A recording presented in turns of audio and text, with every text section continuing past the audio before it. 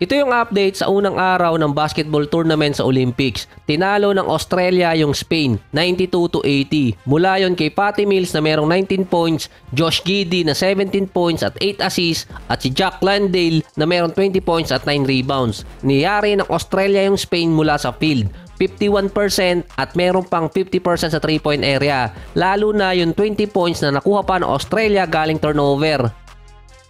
Samantalang sa Spain, si Santi Aldama yung high scorer nila doon, meron 27 points. Susunod si Tito Willie, Hernan Gomez na meron 14 points. Tinalo ng Canada naman ang Greece, 86-79. Buong game lumamang ang Canada na ang pinakamalaking lamang pa nila 16 points. Si RJ Barrett 23 points, nasa 21 points naman si SGA. Nagkainitan pa silang dalawa ni Giannis. Si Nico pa sa may lieg.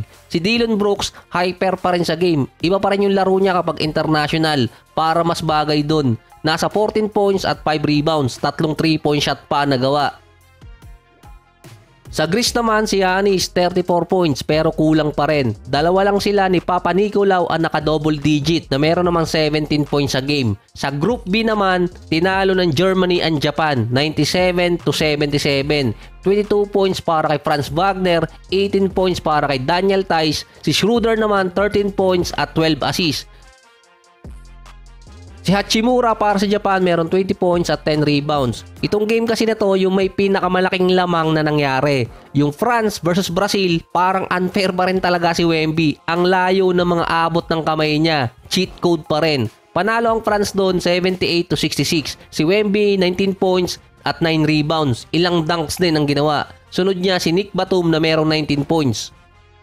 Sa Group A, dikit pa yung standing nila. Ang Australia plus 12, ang Canada plus 7. Ang Greece minus 7 at Spain minus 12. Meron pa silang tig dalawang game. Pwede ba makahabol sa scoring? Sa Group B, yung may advantage doon kahit paano yung Germany. Plus 20 sila. Yung France plus 12. Ang Brazil minus 12. Ang Japan minus 20. Kung natambakan kasi sa unang game, mahirap bumalik. Wala pang laro yung Group C. Doon pala malalaman kung ano yung magiging score nila. Kasi ang hinahabol pa rin kasi dyan yung dalawang best third team na pwede pang makapasok sa next round. So far, ang best third team sa ngayon yung Greece at yung Brazil dahil minus 7 sila.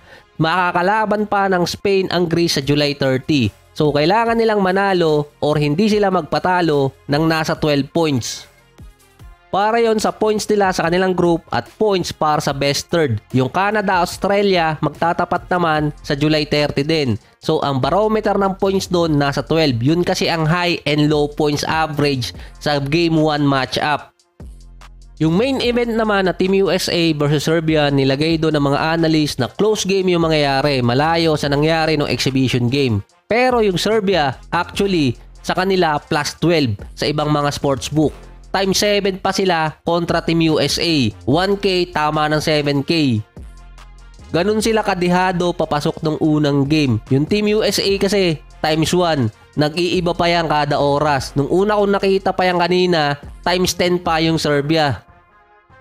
July 28 ang tapatan ng dalawa. Medyo nalilito lang ako sa time zone talaga. Pero nakalagay dito 11 PM. Tiningnan ko lang doon sa FIBA website.